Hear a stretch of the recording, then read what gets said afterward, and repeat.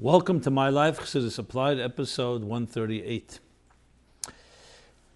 We are the eve of Chof Cheshvan, which is the birthday of the Rebbe Rashab in Tofresh Chof Aleph, which would make it, and we are now in Tofshin Nayin Zayin, so it would make it 156 years since the Rebbe Rashab's birthday. So obviously we'll speak about that, but as always we also will begin with the time in the Parsha we are in, and as well as coming Shabbos is also Shabbos Mevarchim Kislev. So I hope you have a robust program for you with some follow-up and many new questions that keep coming in. Let me begin, since I mentioned the Parsha, Leb mit der Zeit. I did mention last week, the Alter Rebbe said this expression, as the Frierdiker Rebbe cites from the name of his father, in his early years, the Alter Rebbe's early years, Badarf Leben mit der Zeit. And it was cryptic at the time, the young Chassidim didn't know what it meant, so last week I said that the Mittler Rebbe explained it. So it was pointed out to me, someone asked the question, was it the Mittler Rebbe who explained it, or the Alter Rebbe's brother, the Maril? What is meant by Leben mit der Zeit, which means with the Parsha. And the answer, it's actually both. It comes from a sicha in Parsha Shmois Tov Shin Beis, Chof Aleph Shvat, and the Frierdiker Rebbe tells it with all detail and says, as I said, the young Chassidim didn't know what it meant, and the Frierdiker Rebbe continues and says, and the Mittler Rebbe, over time, years later, explained it in the whole Israchvus of Bina. As you know, the Alter Rebbe was Chochmah; everything was said, or generally said, in brief, in a concise way, in a concentrated way, Chochmah, and the Mittler Rebbe Bina, he says, explained it at length. But that was later. At the time, the Chassidim still wanted to know what it meant. So they went, and the Maril was the one that clarified it. So for the record, it's printed in Sefer HaSichas Tofshin Beis, page 29, and cited in many of the Rebbe's sichas. So with that, this week's Parsha is the Parsha of Chayei. And as I mentioned, it's also Mevarchim Kislev, and tonight is Chof Cheshvan. So let's begin, obviously, with the thing that's closest, which is Chof Cheshvan. The Rebbe Rashab, the fifth Chabad Rebbe, there's much to say about him. So he's born the year Tofresh Chof Aleph. It was as the Tzemach Tzedek, and as the Rabbeim Chazer over is the year Kisra, which is in Aramaic Keser. And of course, the Rebbe cites in a number of places that the Rebbe Rashab, Keser was a fundamental theme that he explained. And of course, in Hemshech Hayim Beis, the whole Hemshech Hayim Beis begins with B'shor Shegedimu, with the three Ksarim, and the beer and explanation of Keser is a dominant theme in the primary theme of the whole Hemshech Hayim Beis. Now, of course, Keser, what does Keser mean in simple English? Keser means the transcendent state of the spheres, whereas the other spheres are immanent, or we call Eris Pnimium. Eris and Kalim, Keser is like Rotzen, and is above it all. In a sense, like the crown on top of the head, it's above. As the Rebbe Rashab explains in the beginning of Ayam Beis, three interpretations in the word Keser. And if you could sum up in a way the entire Ayam Beis, the entire Chassidus for that matter, is how do we join and how do we integrate the transcendent with the immanent? And that's also hinted to in the Rebbe Rashab's name, Sholem Deiv Ber. As the Rebbe says, Sholem refers, of course, to the highest levels of Sholem, of Tiferes and so on. Deiv Ber, both in the Hebrew and the Yiddish, jargon, as they say, is Mesurbal Babasa, refers to a bear, and a bear is a symbol of the material. So the Sholem Deiv Ber, the Rebbe Rashab's name, was to join the two together, not to just separate and live an ascetic life, but in the Mesurbal Babasa, in something that is thick flesh, thick like a bear, that you even pairs that with the power of Sholem, with the power of Tiferes, which goes up to Keser. And that allows us to be able to join the two, which again, in simple English, means to bring the transcendent into the immanent, meaning in our daily lives, in the mundane lives that is sometimes very overwhelming and overbearing with flesh, thick with flesh and the thickness and sometimes the coarseness and the insensitivities of this world, to learn to introduce into that and to transform it with a power from a greater place, which is all of Chassidus, all of Torah for that matter. Lasu Shalom Be'elam. The whole Torah was given only to bring peace in the world, as the Rambam writes in the end of the laws of Chanukah. Peace in the world, Shalom in Elam, which is Mesur B'Basar. But especially Primis HaTorah, and especially Chassidus, Chabad, And that itself, the Rebbe Rashab, who is the Rambam of Chassidus, we took, as the Frierdiker Rebbe says, all the sugis of Chassidus and organized it, and obviously presented it in a way that can be understood. And sometimes the things that were more cryptic or more difficult or more abstract than the previous Rabbeim, so the Rebbe Rashab serves as that type of interface between the divine and existence, which, as I said, is the general purpose of all the Rabbeim, but the Rebbe Rashab in particular. Rebbe Rashab, there are many number of stories. I'll just share one or two that geschmack interesting things. As you know, the Rebbe Rashab in the first year after Tafresh Mem Gimel was the year that the Rebbe Marash was nostalgic, Yud Gimel Tishrei. So basically, Sukkot was the first day of the Nesius of the Rebbe Rashab, but he didn't assume leadership then. And actually, the first mimer that he said was again Keser Yitnu L'cha. He didn't assume it officially because he didn't want to, they say, because his brother, the Razah, who didn't want the position, or other reasons, around 10 years until the Rebbe Rashab officially assumed. So the Rebbe Rashab was said Maimorim, and we have Maimorim, Tafresh Mem Gimel, Tafresh Mem Daled, Mem Hey, and all those years, all the way, till Tafresh Nun Gimel, Nun Daled, when he officially assumed leadership. But he would be called up, for example, to the Torah, not with his name, not Kvei Kedushas Adonenu Marenu V'Rabbeinu Shlita. So one of the Chassidim wanted to, of course, respect and give the Rebbe Rashab the full position. So one of them once went to the Gabayim, the Gabbai, who would call the Rebbe Rashab up to the Torah. He said to him that he's going to give him 1,000 ruble. Next time, he should call him up with Kvei Kedushas Adonenu Marenu V'Rabbeinu Shlita, the official title of a Rebbe, not the Rebbe Rashab's name. Okay, and if he doesn't do it, to give him patch, which was an expression which means that they'll make his life difficult. Upon him, this Chacham, this Gabbai, what did he do? He went, of course, to consult with the Rebbe Rashab. And he said to the Rashab, what should he do? So the Rebbe Rashab says, I'll give you 1,000 ruble that you shouldn't call me up that way. And patch dafman desaivi geb. Either way you deserve to patch, however you translate that. Upon him, that was one story. The Rebbe Rashab, of course, had tremendous anivus. As we know, when he traveled to Europe with his son Frierdiker Rebbe in later years, he often would not allow anyone to know who he was. And people sometimes would honor the Frierdiker Rebbe as the Rebbe and saw him as like just his assistant.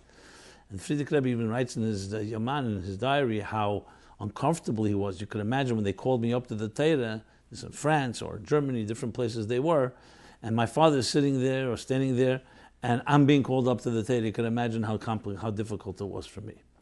So they say when the Rebbe Rashab traveled, he says the Chanech Lenar talks about that the doctors told him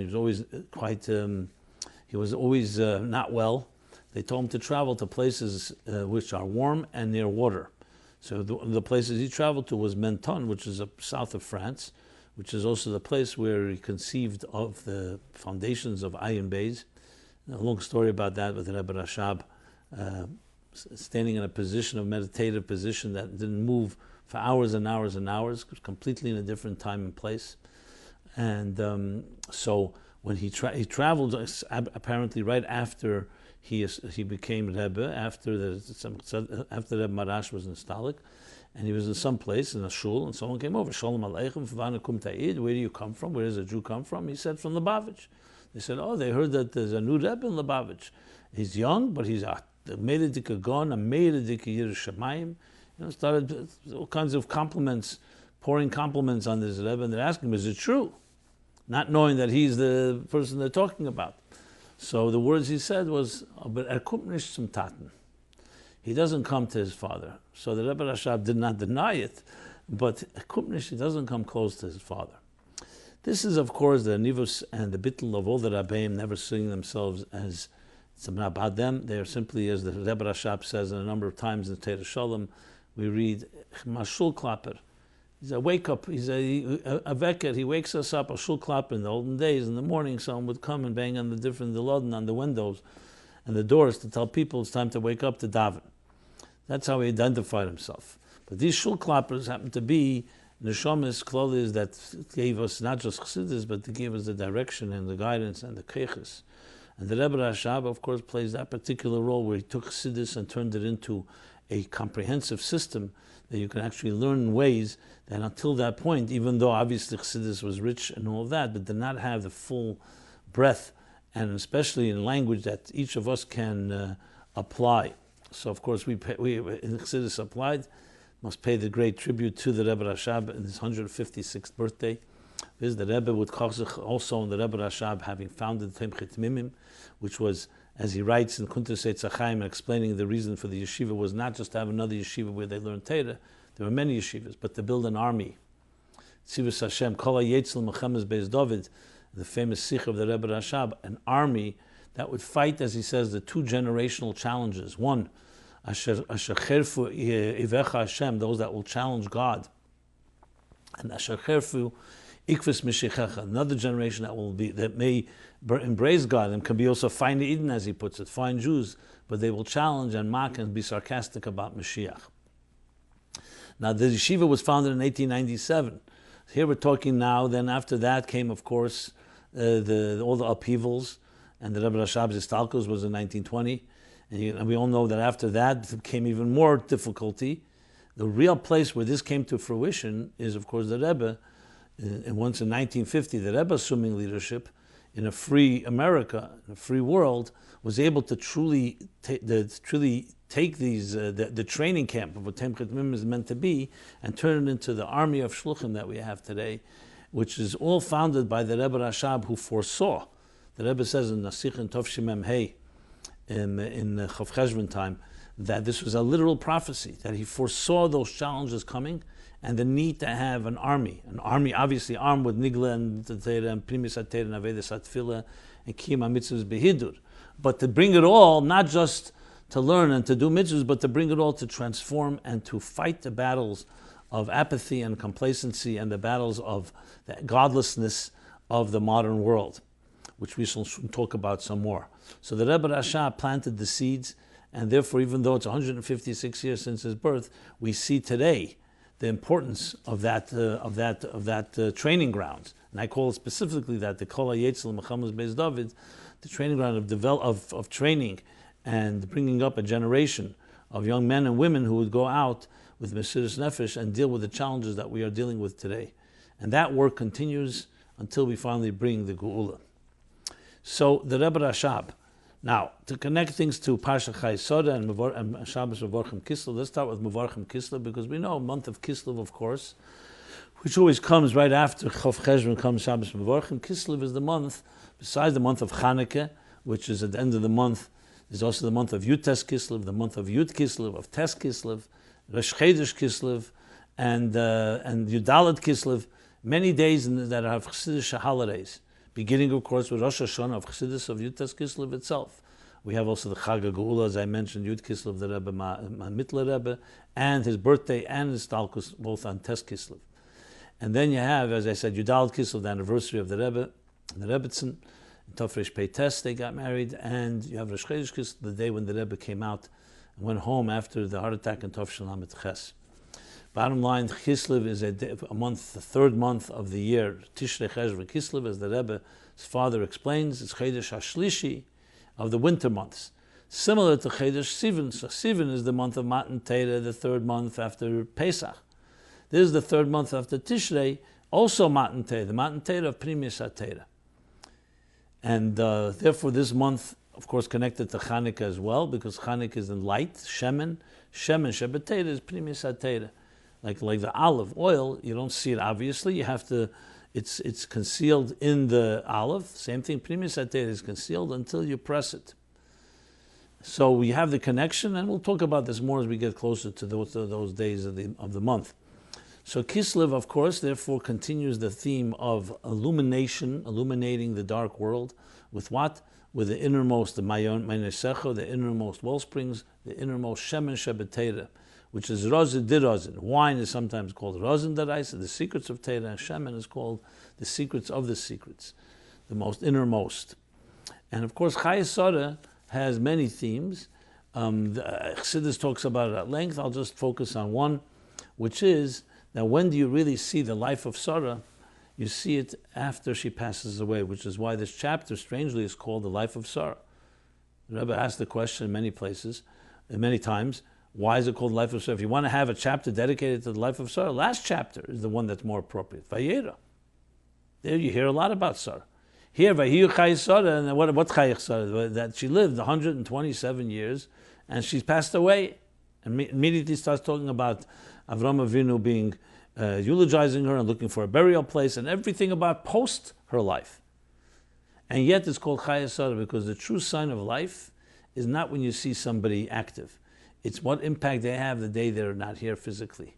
And we can sit and talk about her thousands of years later.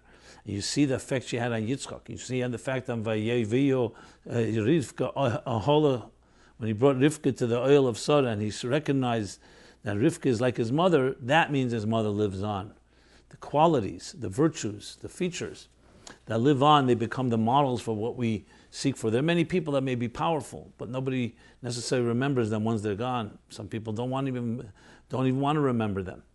But the Chayei Sarah, the true Tzadikim, gam b'chayeim, gam b'misosim, kruyim chayim, so righteous people, even in their lifetimes, even in their deaths, they're called alive because their life, as the Alter Rebbe says in the Gersa Kedesh, is not a Gashmizdik life. It's Chaim Ruchniim. Ava, Yira, and Amunah. Love, awe, and faith. And that lives on in the children, like we later learn about Yaakov. Also by Yechi Yaakov, the chapter of his passing. Ma Yaakov Avinu loymez. Mazare b'chaim, afu b'chaim. As his children are alive, so too is he alive. So that lesson, of course, is extremely relevant to us, especially after Gimel Tammuz, and relevant to the whole theme of Chassidus in general, that Chassidus lives. A non-nafshik sovis Yehovah's, the Rebbeim placed themselves, they embedded themselves in the Chassidus that they wrote and they taught us, and that's what lives with us, but it's up to us to make it alive. As the Rebbe says in a number of sichas, the Rebbe is begashmis here, so he controls, so to speak, his movements. But today, for his movements to have any impact is up to us. If we don't let Chassidus impact our lives, and we don't become the arms and legs and the mouthpiece, and use all our faculties and resources to be channels of these messages, then Rahman al-Islam, we allow it to be not functional. I'm not going to use a stronger word than that.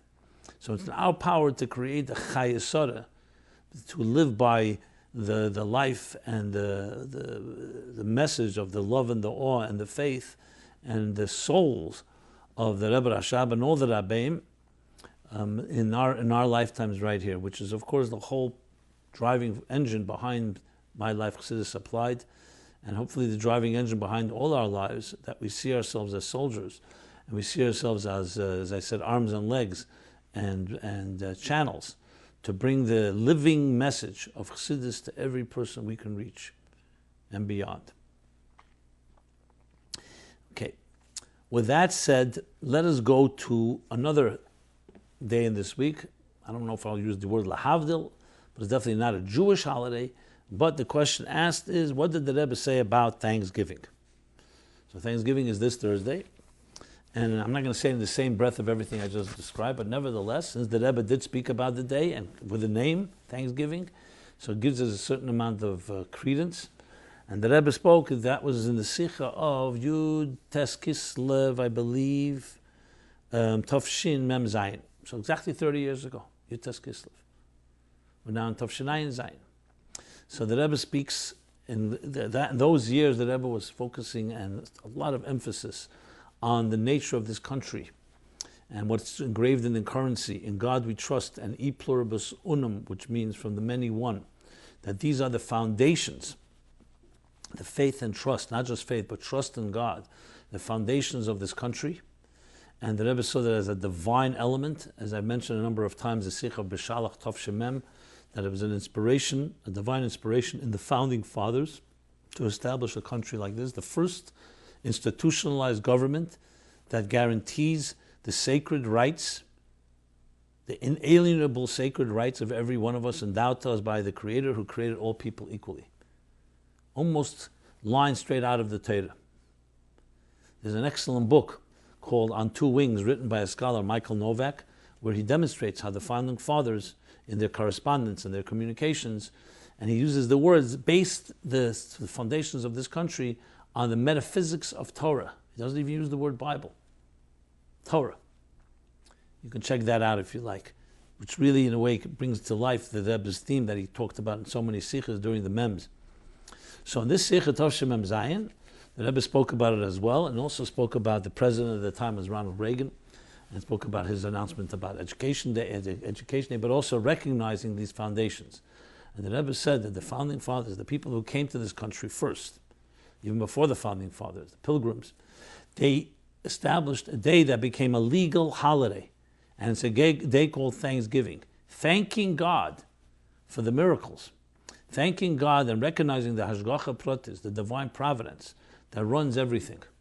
That this is the foundational element of this country, and thus Thanksgiving and captures it in a legal holiday. So I know many people maybe forgot the message, and Thanksgiving has become a day of sales. This is what I'm saying, and a day of other more superficial or commercial stuff. But the bottom line is, and something we need to emphasize and bring out the people, that Thanksgiving goes back to the root, is the foundation that makes a country strong and solid. Without that type of basis and foundation, no morality can stand. And the Rebbe speaks about it, a very powerful sicha. It's a videotape. You can see it online, where the Rebbe speaks about Rahman al-Islam, what we saw in the 20th century of a country that had all the developments of developed country in science and technology and in medicine, and stooped to more bestial and animal behavior than any country in history. Because when you're lacking the faith and trust in God, when you're lacking the thanksgiving, the gratitude, and the acknowledgement that we are creatures of a higher force who looks and watches us and wants us to live up to the standards and to the rules of morality, the Sheva Mitzvah B'nai Neyach, anything can happen. It doesn't matter how brilliant you are, how developed you are, how evolved you are. And this country demonstrates that. This doesn't mean the country is a perfect country, but the foundations the Rebbe emphasizes as expressed in this holiday of Thanksgiving. And I'm specifically mentioning it because we have now just elected a new president-elect, and of course this country is shocked and stunned by it, almost everybody, if not everybody. And there are people just are, and I see it from people writing to me, are just not accepting it because of all the things they're afraid of and so on. But you have to remember the country is based on foundations that God blessed this country. And a president at the end of the day is simply a servant in the position. Of course, anyone can mess up and can do things, but you have to first mess up before you complain. And even President Obama, who's no fan of the president-elect, says very clearly you have to give the person a chance. So the point I'm making here is not about the person, but about the country. It's a country we have to demand that this president and every president should live up to these standards. And that sicha, the Thanksgiving, about Thanksgiving, and that Yutas Kislev Mem Zayin is so powerful about that message and theme, and so, which was said 30 years ago. Which leads us to the next question.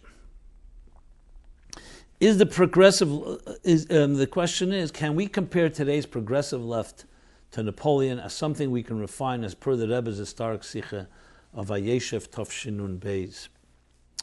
So let me read the historic sicha of Vayeishev Tafshinun Beis.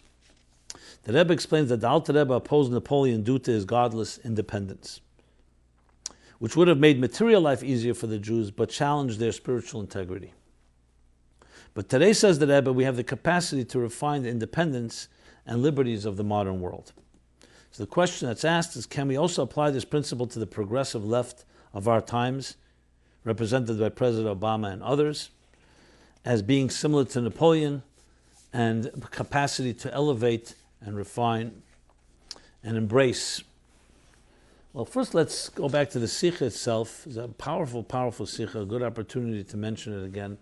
Vayeishev Nun Beis, thank God I had the schus to be the one that put that down on paper. But the Rebbe, when the Rebbe spoke of that, I remember it vividly, and then it was published and Muga and all that.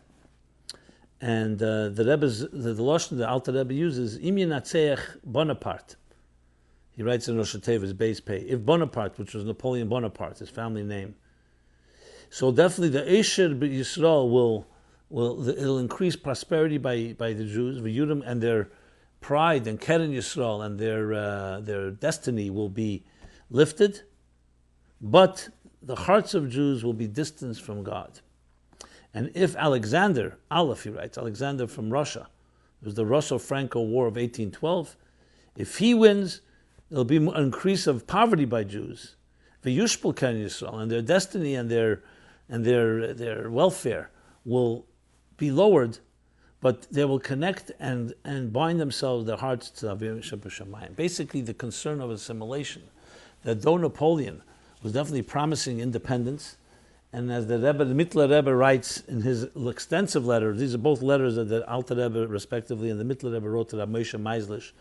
It's printed in Beis Rebbe. I'm reading here the sicha Vayeishev Nun Beis, literally page 177, if you want to look it up, the Sefer HaSichas. And the Mittler Rebbe goes further and says that Napoleon represented Teikef HaKlipa, V'Hadin HaKosher, because of the Gaiva and Isnasis, that they saw everything as being self-made. So yes, independence and freedom and rights. They guaranteed the rights that human beings would have, and Jews, of course, especially. But they saw and they removed the hashgacha, the providence, and the faith and trust in God. The exact opposite of in God we trust. That's what the French Revolution and Napoleon represented. And Alter Rebbe was adamantly against that, because if they would win, though he says clearly, not even a doubt, that it would be improve the welfare, the material welfare of Jews, but it would compromise the spiritual welfare. And look, even with Napoleon losing, unfortunately the spiritual welfare was compromised with assimilation of the modern era.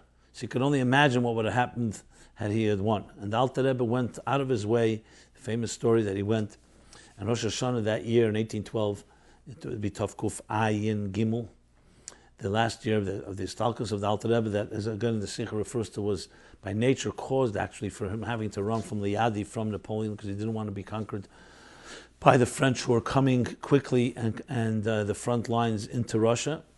And that Rosh Hashanah, he woke up early and blew shofar in the morning, and thus prevailed that Napoleon was ultimately, even by nature, was humbled by the harsh winters around Moscow. But the real deeper reason was the Alter Rebbe's makosha. But then comes the big chiddush in this sicha. That was then. And now, the Rebbe says, with the power of the Rabbeim, the power of the Friedrich, the power, of course, of the Rebbe, we have the ability to go to Tzarfas, to France, and refine it. And he talks about the building of Yeshivas Temchat Mim and the Moses, and refers to himself and the Rebbetzin being their place that became a place where of Torah and of Chassidus, where things were published and written and edited and so on.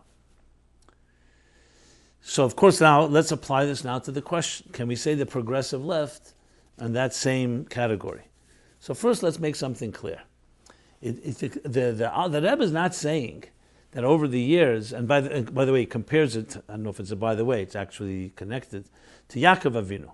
Chassidus says Yaakov first initially thought that Esav was ready to be refined, but then he realized he wasn't. So when Esav said, "Come, let's live side by side," after they reconciled, Yaakov says, "No, that the children are young and the tzein rakis and the sheep are tender.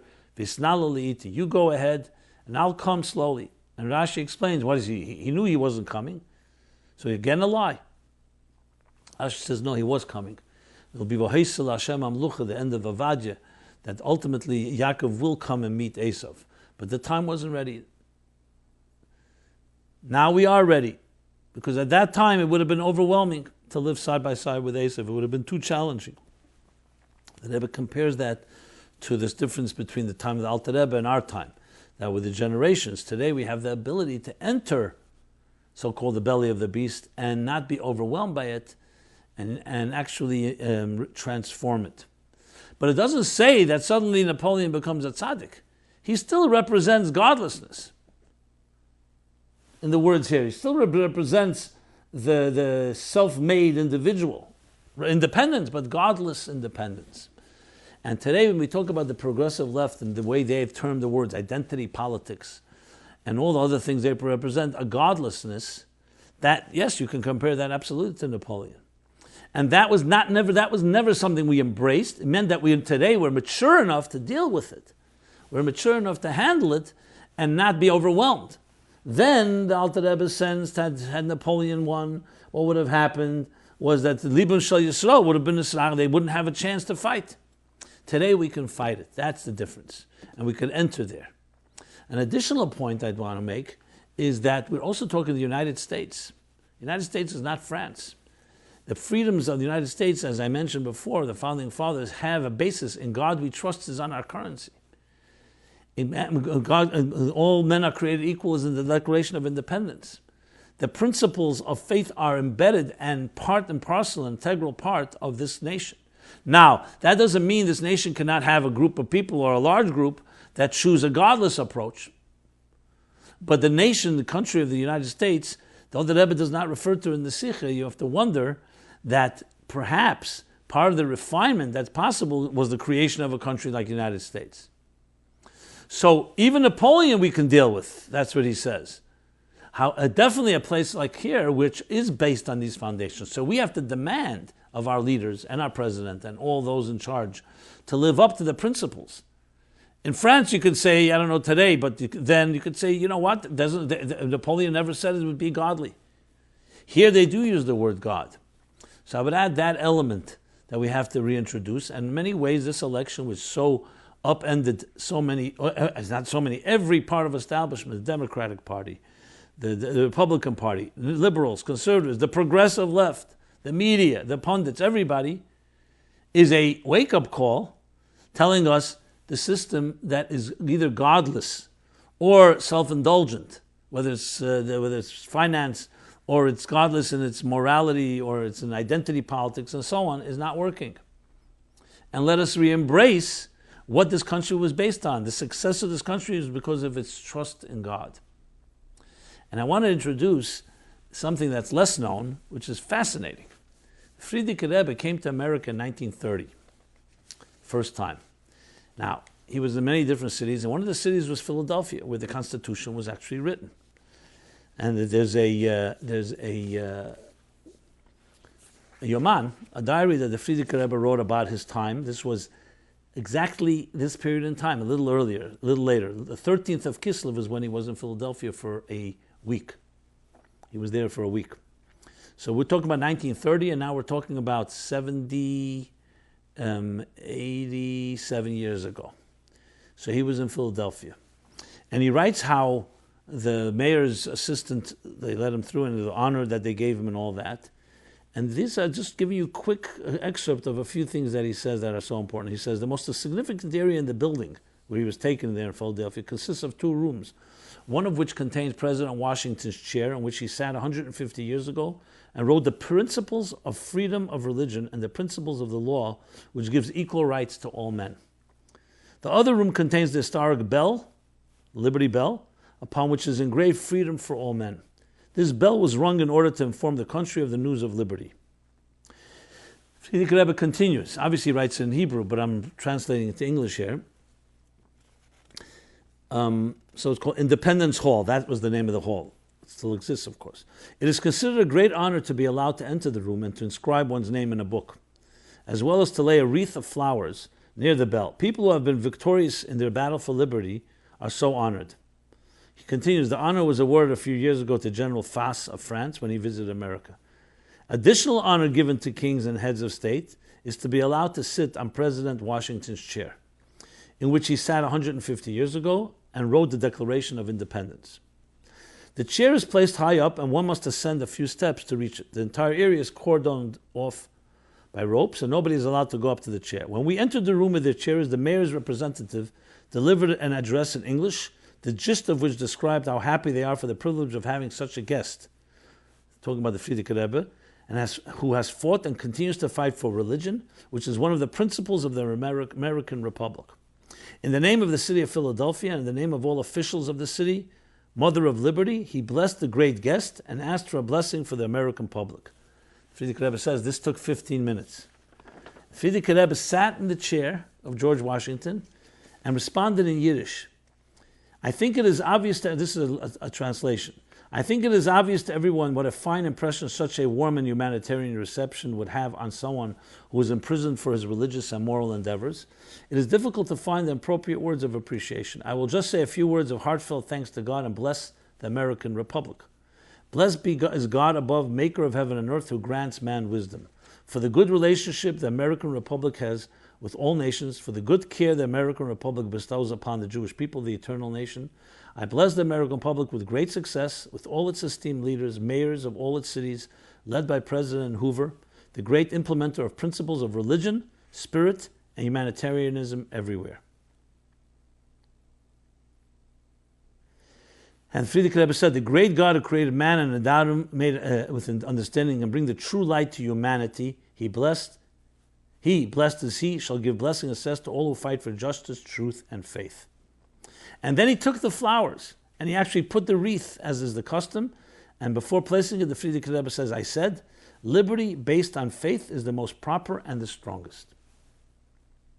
Then he goes on and talks about more details about it, which also, if you look in the Movei, in the introduction to Sefer HaSichas, Tofresh Peches, Tofresh Tzadik Aleph, page 48 and on, he also talks about it, and there's also a newspaper report, and the quotes that the Friedrich Rebbe said, my first wish coming to America is to see the cradle of American freedom. So, and he blessed and complimented the Constitution of the United States. Essentially, you have, in 1930, the birur, the refinement of the Friedrich Rebbe setting the stage of what the Rebbe would later call, and we see in the sicha in Vayeishev Nun Beis, he says, B'koyach from the Rebbe Shver, the power to refine. The koyach the Rebbe Shver first to send his shluchim and family to France, but here you also see the focus on, and Friedrich Rebbe sitting in George Washington's chair, placing a wreath of flowers. Just envision that. So this wasn't just nice doing a custom that everyone's doing, some type of sightseeing tour. This was a birur. We also know the story of the Rebbe Rashab when he sat in the place where the Kesef sat, and it opened up Psichas HaChushim. Wrote a mimer based on that. So you see there's a power, because Lev Lochem Sorim B'Yad Hashem, kings and leaders have power, and especially a powerful country like the United States. And Friedrich Rebbe was elevating it and focusing on the foundations of what this country is all about. So, yes, there's the people have bechira and free will, and therefore there's the possibility for a progressive left, or even for that matter, a radical right, to be godless. But the country here embraced, as the Friedrich Rebbe's words, to repeat again, but the Rebbe says so often, liberty based on faith is the most proper and the strongest. The Rebbe goes even further, that it's not even possible without, liberty is not possible without faith in God.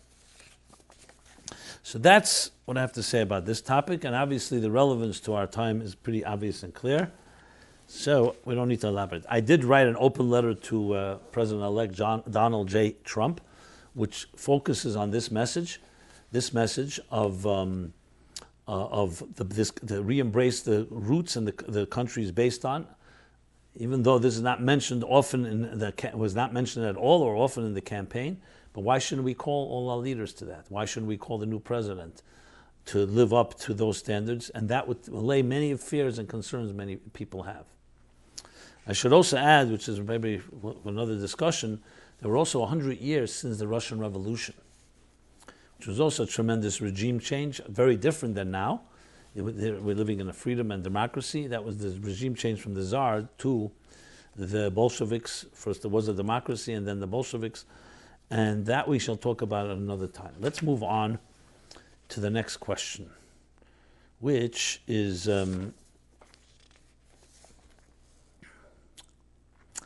Mashiach.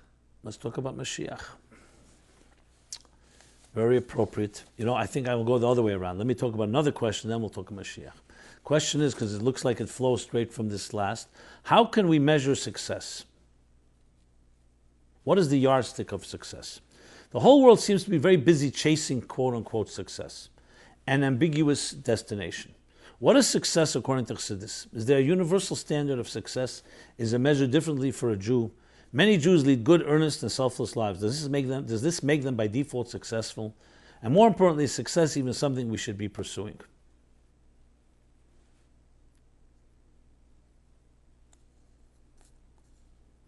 Is successful Yid one who makes a lot of money, has a car and a house, gives tzedakah, and pays full tuition? Can someone be considered successful if he does not make money, has a Section 8 apartment and other government subsidies, yet learns Torah a lot? Is being dedicated to the Torah life success? How about some whose kids are no longer frum, but they are successful business people?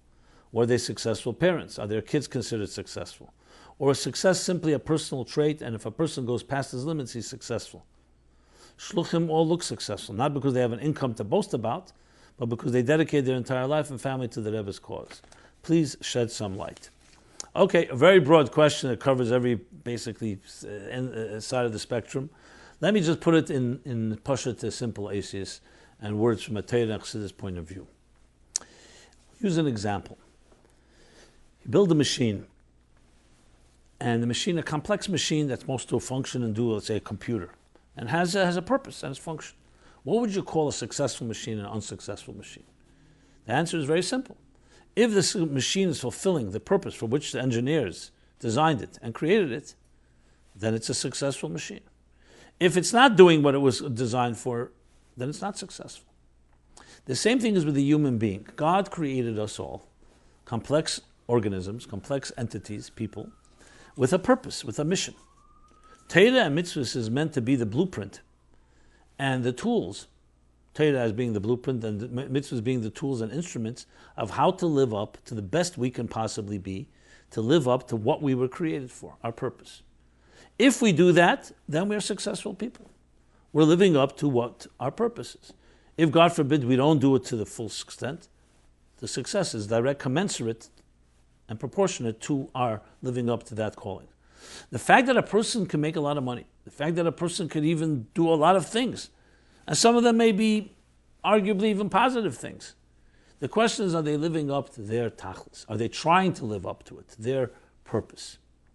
So the measuring stick is basically your purpose in life and why God put you here.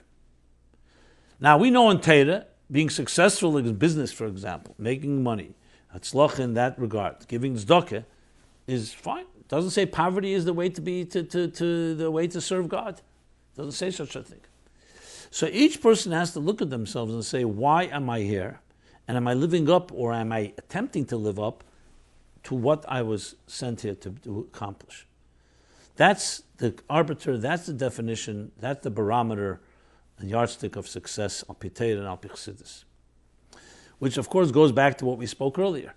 Unfortunately, we get distracted, we get hijacked, we get lost and wander off looking for different forms of success. Some people worship money as an end in itself. Some people worship power, influence. I'm not even talking about necessarily prohibited things. Then, of course, God forbid, is going into the areas that are already borderline, whether they're kosher or they're holy and they're allowed. And then, of course, goes even the next level where people do, God forbid, things that are hepachat. This is when we allow the Napoleon side in us to start taking over, that I'm a self-kechiv, I do as I understand. The whole point of Torah is I was created to serve my Creator through Torah and mitzvahs. Now that includes, of course, which means we live in a material world. We need to provide for ourselves and for our loved ones shelter, food, clothing, and all that comes. But these are means. These are means to fulfill God's desire, God's plan and mission, to fulfill our calling. So when we do that, and we recognize that in God we trust, and we recognize that the godliness is the foundation, and the material life that we live, the mundane, is a means, then we are living up to our purpose and therefore our direction towards success. So now let's go to the next question. Mashiach doesn't excite my child. My child learned to say the word Mashiach even before he learned to say Mami. By now, as a young teen, the concept of Mashiach doesn't really appeal to him. An eternity of davening, learning, and doing mitzvahs all day, which will be when Mashiach comes, sounds monotonous and not enjoyable. He's a good, frum kid, but for a goal that he's been taught to work toward his entire life, to seem boring is a letdown for him. How can I infuse some excitement into it? An excellent question. The mere question itself is already the right direction. Why? Because to be complacent and just to mouth slogans, lip service, and mechanical Mashiach talk, obviously is not the direction, because that's part of the monotony and part of the meaninglessness. What is Mashiach? That's the first and most important thing. What is Mashiach? Some people say it's the anointed one. The Mashiach Hashem that the Eibishter chooses to bring the Geula. Like Moshe brought the Goyal Rishon, Goyal Rach. The first Goyal Rishon is the first Redeemer, now the last Redeemer. That's the person. But what does Mashiach represent? The bringing of Geula. What is Geula? So in the words of Tanya, Gula is Gili Ein Sof Be'elam Hazeh Hagashmi, the divine revelation in this world. In the words of the Rambam, Lo Yisek Kol Ha'elam El L'Dasas Hashem Bolvad. The Asik, the business of this world, will not be only, it will be a means. Material today is an end in itself, as I mentioned. Then it will be an end toward knowing God. Mola Oris Deis Hashem, Kamayim Layam Achas. The world will be filled with divine knowledge as the waters cover the sea. The question is, how do you make that exciting? So let's go back to the analogy that I gave. If we, each of us, is living up to our calling, and then the whole world is living up to the calling, that's a world of Geula. Geula from what? We're redeemed from the enslavement and the entrapment of doing things in this world, a machine that's gone off course, a machine that's busy worshiping itself or others and not fulfilling its purpose. What is more exciting to a person than fulfilling your calling? Fulfilling your skills, your talents, the blessings you were given, and living up to your greatest potential. So you have to find a way to explain this to ourselves and to our children, how that is the single most exciting thing. Like you say to someone, tell me, what do you like? Someone says, I like music. Okay, you like music? Let's talk about music. Let's see how music can be seen as a tool. L'dasas Hashem. Music is transcendental. Music touches the soul. It's the language of the soul. The same thing is with everything. We have to find in our children and ourselves, because the challenge is not just for our children, it's also for adults. What is it that we're passionate about? And then right on that passion is an indicator of something that you're excited about. Now, infuse that. The Aleph in Goyla makes it Geula. So infuse it with something that has higher purpose, has something that the Hashem wants. Then what you're doing is you're taking something that you're excited about and turning it into excitement for Kedusha. Helping someone, helping another Jew, helping another person. And the list goes on with examples after examples. We use technology. People use texting and social media, and there's internet, there's Facebook, and there's emails and so on. Most people use it either for nonsense and leisure, some for business, some for just entertainment. God created these tools. God created this koyach adir, in the Rebbe's words, Mishpatim Tov Shemem Daled, this enormous power, in order for us to use it, just like He created gold for the Beis HaMikdash, and we have bechira to use it for other things. He used it so we can connect with each other in unprecedented ways. I could not be sitting and broadcasting here without this technology. We can reach billions of people potentially. So with what? That's up to us. Junk in, junk out. Or if you put something meaningful, something touching, something heartwarming, something uplifting, something of what God wants of us in this world. Something, let's talk about the elections. Everyone's talking about the elections. What are we saying in all the chatter that's going on? Bring in something that the Rebbe says from the sichas I quoted or others. Bring in something with the Friedrich Rebbe. What is the meaning of liberty? What is the meaning of freedom? What is the meaning of this country? What is the meaning of a president? What is his real role and responsibility? So we have these tools. It's up to us to use it in that fashion. And it's up to parents and all of us to excite ourselves when we see it that way. So it's not some type of mumbo-jumbo mystical idea alone. It's about living up, taking creation and aligning the machine to the way the creator, the engineer, the cosmic engineer wanted it to be. And He gives us guidelines how to do that in a book called the Torah, the blueprint with which He created this machine called life, and gives us tools and instruments and how to do it, and how to deal with the challenges when we are either lazy or depressed or distracted or tempted and so on and so forth. Okay. Next question. So far they've been connected with each other, but let's talk about, is today's heightened fashion sense in Lubavitch a problem? Is it appropriate to keep up with the ever-changing fashion world? In a story about the Mittler Rebbe, the Alter Rebbe once promised him a reward if he removed the fur collar from his new coat. How does this translate into today's increase of following clothing trends? Was the Alter Rebbe's stance a specific instruction for his son, or is this something we should all work on?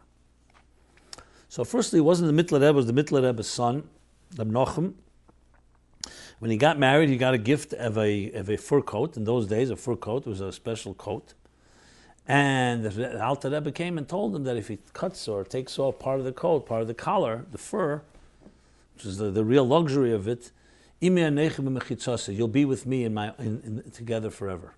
Which is one of the greatest brachas a Rebbe can give somebody, is to be with him forever, even in the world to come. So he began asking questions. Should I do this because you want me to do it, or because I should feel? And at the end of the day, he didn't end up doing it. And therefore, that was the conclusion. This is a story is cited in, the Frierdiker Rebbe tells it in sicha in Likutei Diburim, volume 1, 15a. The Rebbe brings it in a number of sichas. I'll just mention two: Achron Shal Pesach Tovshin Yud Beis and Yud Shvat Tovshin Tezvov, and actually explains that was the klippa of the time. What was the Alter Rebbe disturbed about? I mean, there's nothing osir. It wasn't shatnez chas v'shalom. It wasn't anything osir, but it was the klippa of the time, the luxury of the garment, the taiva of the garment, the beauty of the garment. The Alter Rebbe was breaking that klippa. The Rebbe actually brings that. I once discussed secular education as an example in the Yud Shvat sicha in 1955, Tafshin Tezvov. So how does that apply? It applies very well. It applies in Chassidus. It talks about taivas levushim. The Rebbe Rashab talks about it in Ayin Beis in a number of places, twice that I know of, in volume 1 and in volume 2. I'd have to look up the source exactly. I don't have it right in front of me. If you want to have the source, just email us and I'll send it to you. And talks about the clip of taiva is a person who's gebunden, is bound by his tziyur. He's very, and if you touch his tziyur, his clothing, you're touching his structure. He speaks about that. It's a makif of klippa that's harder to deal with sometimes than the klippa and taiva, let's say, of food or things that you intake. Because this is the tzir, you create an aura around yourself, a protective armor, which is the taiva of garments. So obviously anything of that nature essentially blocks out the ability to grow, to change, to refine, to develop, because you have your tzir, you have your structure, your identity. And anything that's connected with Elikus requires bittul hatzura, to somewhat sublimate, somewhat refine your identity. You're not constantly grow. So in that sense, of course it applies today. To kochzich in fashion, it's not a thing about Lubavitch, it's a thing b'chlal. You're not kochzich in God, or you're kochzich in fashion. We say, sheker achein vehevel hayefi, ki im isha yiras Hashem hitisalo. But the Rebbe said then to the dollars, to the former beauty queen, an Israeli beauty queen, that it says, sheker achein hevel hayefi, if there's no isha yiras Hashem, if you have the yiras Hashem, then it infuses the chen and the yefi, because we see in Torah that it's a quality to be beautiful. You see by the imois, yifas teyar, yifas mare, mitzvah should be done, zekei livan veyu, a beautiful mezuzah, a beautiful sefer Torah, a beautiful tefillin, and so on. A house should be teferes, l'kovdel teferes, the big day kahuna, the garments. But that's because the inner is shining through the outer. It's not the worshipping of the outer at the expense of the inner. Is the inner energy, the inner pnimius, the ruchnius, that also infuses the gashmius and the outside that you see at Talmud Chochem. Benachas speaks with nachas, speaks gently, politely. You see the person walks around with a certain dignity. The Gemara that Rebbe often brings about one of the Tanoim who was walking and his gartel was falling down, and the Roman who later would become emperor says, "You're atam tili mamlechas kainim v'gei kodesh. You're mamlechas kainim. You're kings." The gartel should be in the right place, but that's when it's a reflection of a deeper dimension. So, the focus on fashion is pretty obvious. I don't know if you need more elaboration on this, but the key is that it should be seen as the outer expressing an inner, as opposed to an end in itself, and that's what you look like, which of course is the self-worship of your own tziyur and your own being. Next question.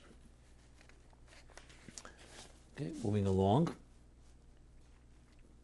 Is moach shalet al halev compatible with a mental disorder? From a girl suffering from mental disorders are coming across Chassidus only now. Can someone with a mental disorder exercise moach shalet al halev, which means self-control, the mind controlling the heart? Or is it reserved only for those whose mind functions normally?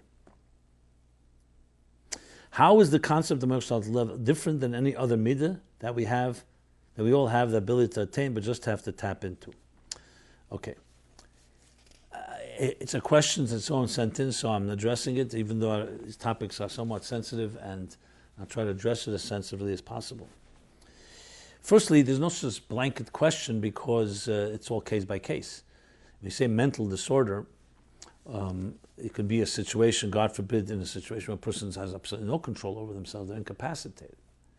And you could have one that may be somewhat, not exactly on a certain level, but it's somewhat a much more minor disorder, let's put it that way, or handicap.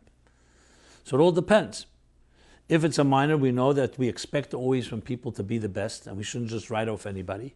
A lot of times people say, oh, this person's something, we can just don't expect anything, and then you realize you did some disservice. So moach shalet is also a matter of dignity. There are people who absolutely can control themselves, even if they may have some disorders or difficulties, and we should always expect the most. However, we have to also be sensitive and realize you can't expect something from someone who's not capable. So this first requires a diagnosis and requires what people think that person is capable of. So you shouldn't push and demand something from a person and just demonstrate. I mean, it's a big issue to insult somebody by pushing them to do something that you know they're not capable of. It's achzorius, it's cruel. So I think that the key thing is to remember the respect of the dignity of every individual. And part of that is, yes, where they have control, absolutely help cultivate that, help them develop that. In situations where they don't have that ability to have control, for whatever it is, just like, I mean, it's not only mental disorder. You know, what happens if a person gets older and they don't have control over every faculty and so on? Do we just say, hey, moach shalet? Moach shalet is based on a capacity to have that ability. But it's more than just self-control, it's also the dignity that every person has a measure of ability to be in somewhat control, except when you establish that's not the case. Now, when someone's not that case, you'll say, so how does Tanya moach shalet apply? These are the mysteries of God's ways. God created everybody, and everyone has a purpose.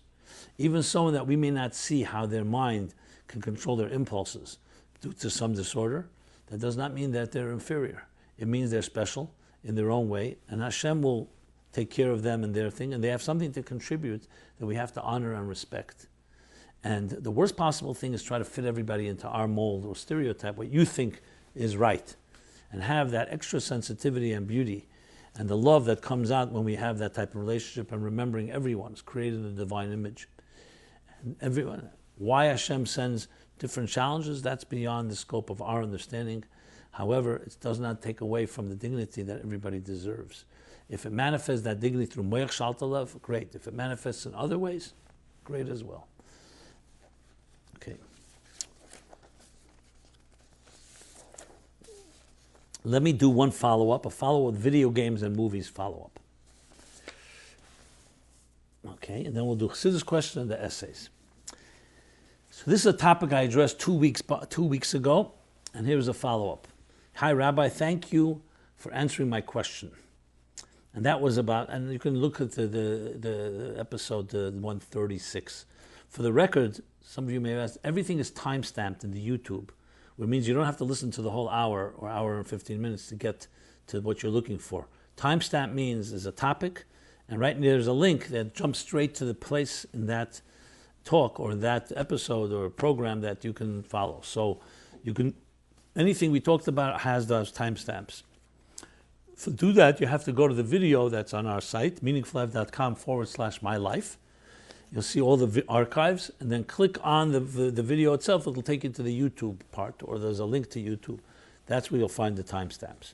So thank you for answering my question. I noticed that you only addressed the video game part. Could you provide some insight into the movie portion as well? Perhaps only on email if you feel more comfortable doing that. No, I could talk about it here. So let me just sum up what I said there was about the use, the person said, listen, sometimes I need it as an escape, a way of somewhat balance in my life. I've used to video games. He says, I spoke about video games and not movies. So let me continue the question and then I'll respond. In my opinion, one of the biggest issues that Chassidim, perhaps the whole frum world, is that the yeshiva system and perhaps from society in general isn't properly addressing the challenges that our generation deals with uniquely. What I mean to say is that our generation, due to the advent of an increasingly accessible and increasingly faster connection between every idea, thought of by anyone, anywhere, can ultimately not be sheltered. This means that the old and, in my opinion, non-Chassidus way of doing things method of getting people to do more Torah and mitzvahs will, at the very least, not always work, and at the worst, push people away from Judaism. From my understanding, the old way of doing this was forcing people in a sheltered atmosphere through negative means, at least primarily, to do more Torah and mitzvahs. To clarify, I don't think this was necessarily bad, as it caused Jews to do good things, but it definitely wasn't pleasant sometimes. To illustrate, it's like being a person in a cave and having one end blocked off. You're forced to go one way. In our generation, we find ourselves in an open field and with only one or a few paths blocked off. We can go in any direction we want, either because the path of Torah is painful or other paths are more enticing. I believe Chassidus addresses this issue by drawing us closer instead of pushing us away from bad things. The issue is that some mashpiyim are stuck in this old mode of thinking, at least somewhat, and I think this is damaging and causes people to not enjoy Torah and mitzvahs, and possibly even attempt to abandon it altogether. I believe another main issue involves the yeshiva system, albeit I only have experience in a Baal Tshuva yeshiva, which doesn't have this issue as much. There seems to be a rigorous cookie-cutter way of teaching that leaves bochrim who don't fall into the targeted audience fall behind, resulting in some bochrim in Zal to not know how to or want to learn Gemara without an art scroll. Interesting, this issue, at least in my perspective, doesn't seem to affect Chassidus as much. I went to normal high school, so I view it as having a school that only teaches AP level classes, but sending every type of student, even those who can't learn at this level, to this school. You will have some who thrive, others who won't, because when the students find something impossible, difficult, they A, learn very little or do nothing at all, or B, lose the desire to learn. Thanks again for the clear and valuable insight. Well, I read it because of the relevance, and we've talked about this topic many different times. First of all, let me clarify something. Torah does not get old, neither does mitzvahs. As a matter of fact, B'chol yem yir beinecha chadoshim, Rashi cites from Sifri, from Medrash many times, that Torah is every day new, not like an old thing, but like new. But newness requires applying and adapting the Torah to the challenges of the time. It's true when Jews were living in an insulated shtetl or ghetto, they had much less challenges. They didn't have the option. Like you said, the cave, correct. There was a certain naivete, and therefore a certain integrity was maintained. People picked certain things up just from the smell of the chicken soup in their grandmother's kitchen. The world changed. Emancipation of the Jews, we came out of the ghetto. One of the reasons of Chassidus is because Chassidus, now we have to articulate, and we can't just rely on the smell of the chicken soup. We have to articulate it and make it part of an integrated part of our life. So on one hand, the challenges are greater, but we're also given greater faculties and keiches. So the answer is not whether we should become less committed or less rigid because today there are more challenges. Today we have to dig deeper to find a Chassidus and Torah that's relevant and can compete with all those forces out there. That's how I would phrase it. Now, this is not about so we're going to become lax. Why? Because since the movies are so accessible and television is so accessible, so let's just become lax because we can't fight, we can't win the war. That's not the approach I would take. The reason would be, my approach would be is, let us teach people to be passionate about Chassidus and Yiddishkeit in a way that can compete with any entertainment out there. As I spoke earlier about the passion around Mashiach or other topics like that. Now you say that's not realistic. How do we know? Maybe that's the challenge we have. So instead of succumbing or lowering our standards, why don't we rise to the occasion and go dig deeper and create an even more exciting way of learning Torah and Chassidus? Now, as I spoke 2 weeks ago, obviously there's a thing called taking a walk. There's a thing of relaxing. There's a thing exercising, even playing sports or something like that. And that could be done l'shem shamayim. You need to take a break. You need to, children, adults as well at times. And it doesn't mean necessarily an escape from God. It's a way of strengthening your body, strengthening your spirit, so you can go back and do things even with more strength, serving Hashem. But that's all, as I said, it's a means to an end. To suddenly say we're going to give in and say, you know what, the world and Elam Hazeh is Teifas Mokim. No. The same world, Eneid Mulvade. There's still only godliness. However, we have today deeper challenges and we have to find creative ways. So to go forbid and say, you know what, you cannot use internet, it's almost unrealistic. Young age, perhaps, with children. But as adults, business or whatever, the norms, it's like not using a telephone, not using an automobile. Those that can pull it off, by all means. But it's very unrealistic. Or to say, and this is the option, use it. Use it with, but understand and dig deeper and learn what Yiras Shamayim is. and learn what means L'Shem Shamayim, and learn what the real purpose of technology is, to use it for godly purposes. And the business is secondary, or a means to a higher end. As the Alter Rebbe says in Perek Ches and Tanya, Kadem Lachtich Bei. Yes, use the secular knowledge, but it becomes a tool, an instrument, in order to understand godliness, or in order to make parnasa, to be able to build a godly life, and so on. So that's the approach I would take. As far as video games, movies, look, let's be honest. Movies, many of them are simply not kosher, period. To find a G-rated movie that's completely, is probably not one that most adults are interested in. So that's the first issue. I'm not here to tell you what to do. Talk to your mashpia, to see your own standard, and so on. But to go ahead and just say, okay, you know what, everyone watches movies, there is a Chassidic standard. The Rebbe would not say, okay, great, everyone does it, go ahead.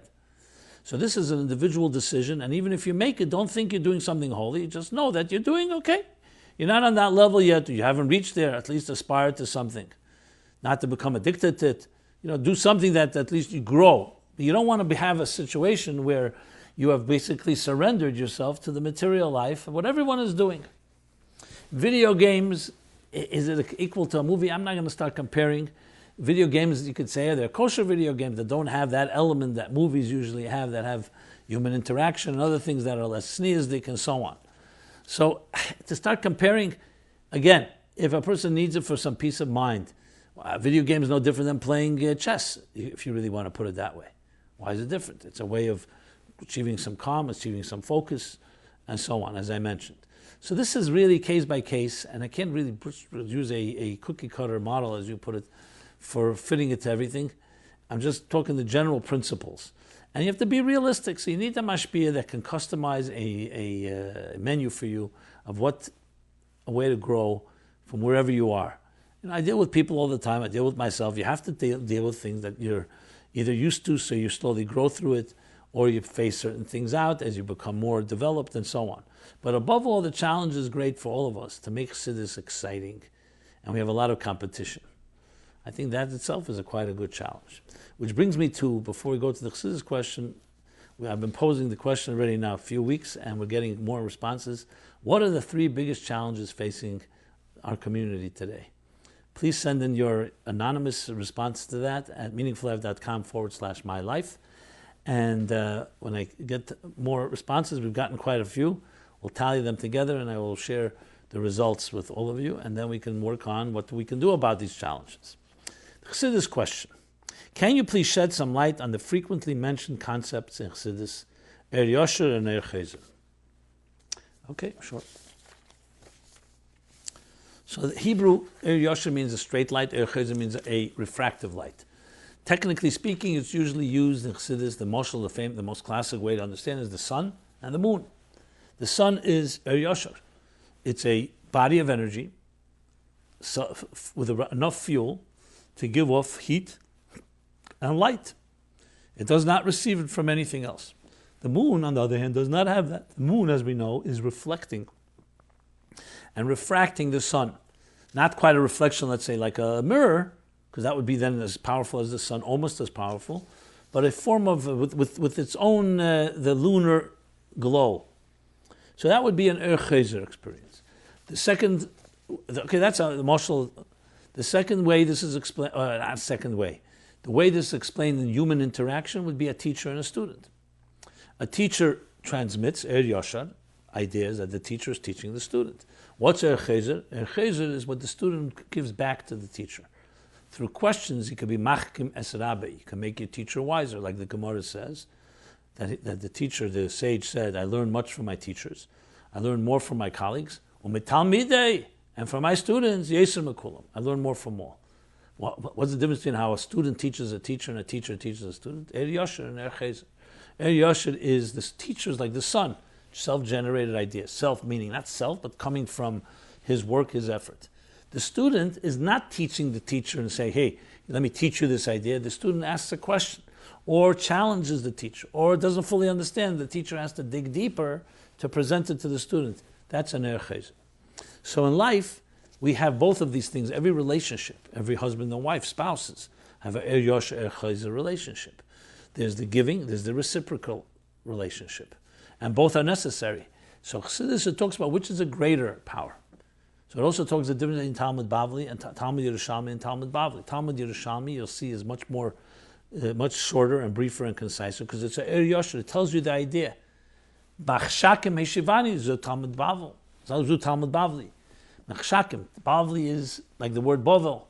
There's a lot of confusion, a lot of questions and counter questions and arguments, and you achieve clarity through debate. Yosher is like immediately you have a certain intuitive sense of what is right. Bavli, you don't even know where you begin. You start a discussion, then someone argues, then there's a counter argument, and you end up at a place you didn't even expect. That's a Chozer. It's coming from the darkness, so-called, from the questions and counter questions.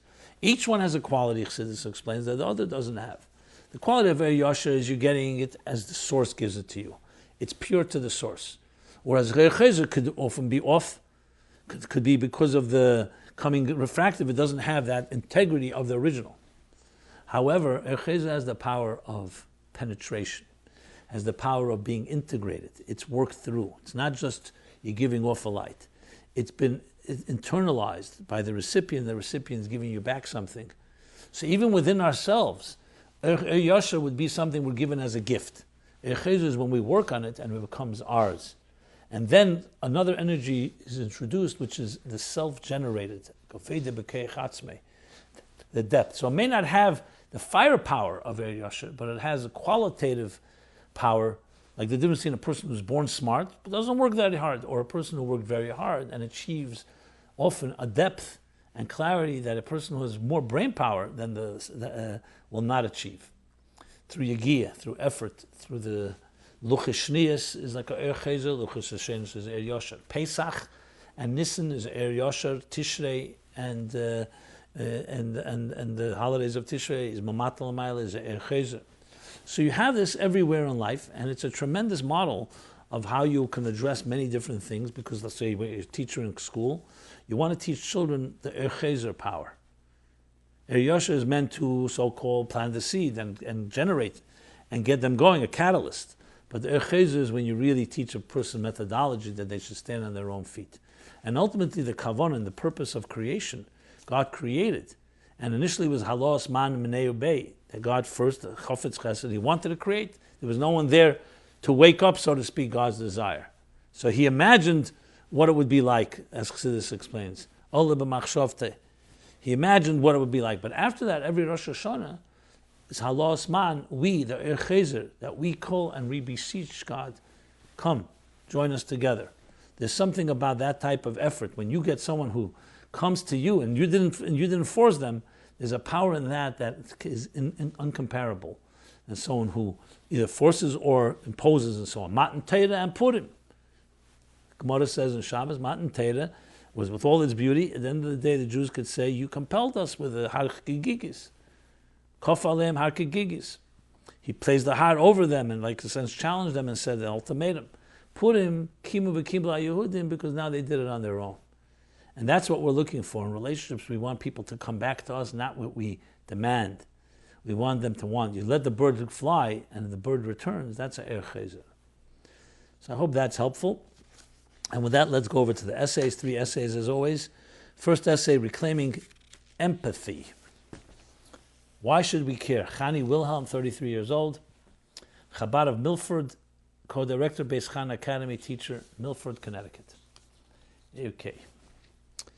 A well-written, nice essay addressing, in a fascinating comparison of the last few American generations, a shift in focus from just over a half century ago to today is glaring. Part of the themes we talked about earlier. Previous generations' core values are listed as beliefs such as contributing to the collective good is important, dedication, sacrifice, family focus, giving back is important. Today's generation fires back with core values such as extreme fun, likes personal attention, self-confidence, and now.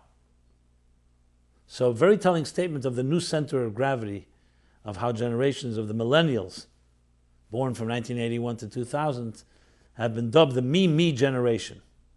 Not just me.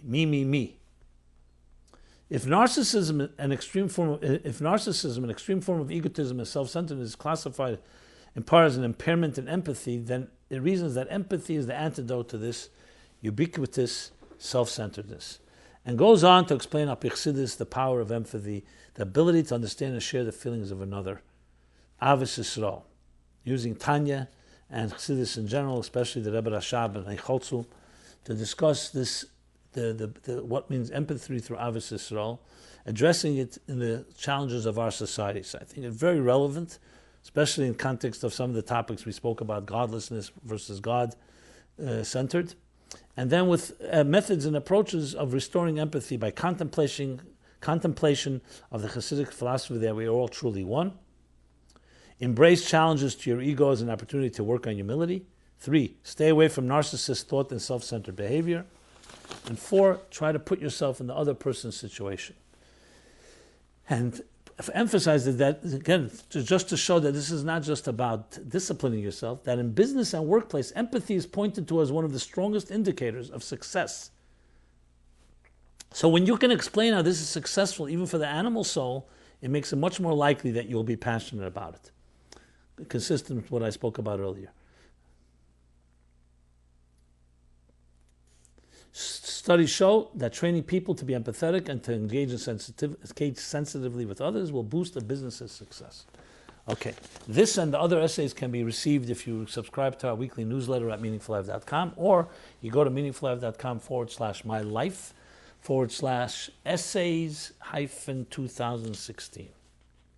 Essay number 2 is The Paradox of the Void, Duvi Feldman, 38 years old, Brooklyn, New York. Death.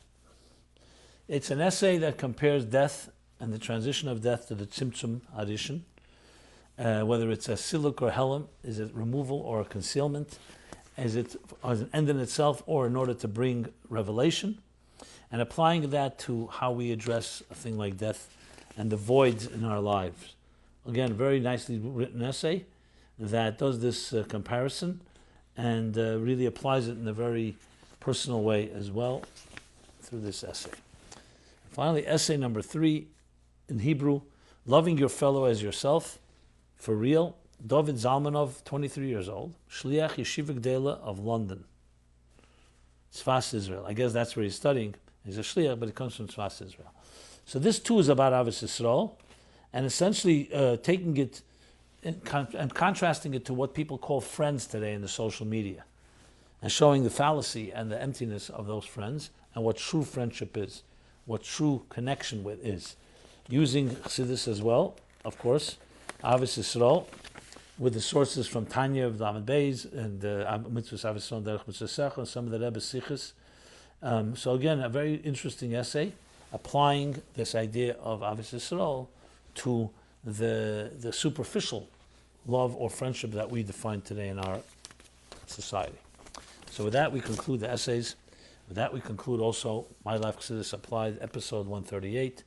Everyone, a good gebench to Chayei, Kislev, a Chayei of light. It should be light and simchas for all of us.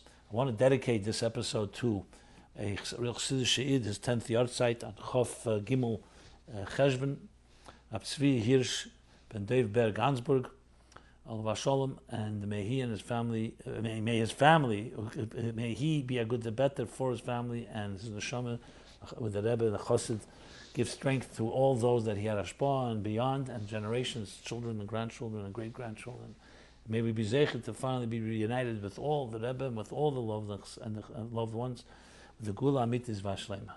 So until next Sunday, this has been MyLife Chassidus Applied, every Sunday, 8 to 9 p.m. Thank you.